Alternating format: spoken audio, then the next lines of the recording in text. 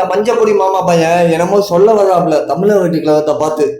அவர் என்ன சொல்ல வர்றாருன்னு கேட்டுட்டு அதுக்கப்புறம் இந்த மஞ்சப்பொடி மாமாவை வறுத்தெடுப்போம். வாங்க என்ன சொல்றாங்க. டிவிக்கு ஓட்டு போட்ட எவன்டையாவது கூப்பிட்டு எந்த தொகுதியில எந்த வேட்பாளர் ஓட்டு போட்டுன்னு கேளுங்க. மஞ்சப்பொடி மாமாவுக்கு தமிழர் வெற்றி கழகத்தை நோண்டிக்கிட்டே இருக்கணும், அதான் வேலை. என்ன சொல்றாங்கன்னா, தமிழர் வெற்றி கழகத்துக்கு ஓட்டு போட்டாலும் வேட்பாளர் யாருன்னே தெரியாம ஓட்டு போட்டாங்களாம். அப்ப இவர் மட்டும் யோக்கியனா? இவர் என்ன பண்ணுங்க பாப்போம். பல கோடி கொட்டி கொடுத்தாலும் சமரசமாகாத ஒரு வீரன்.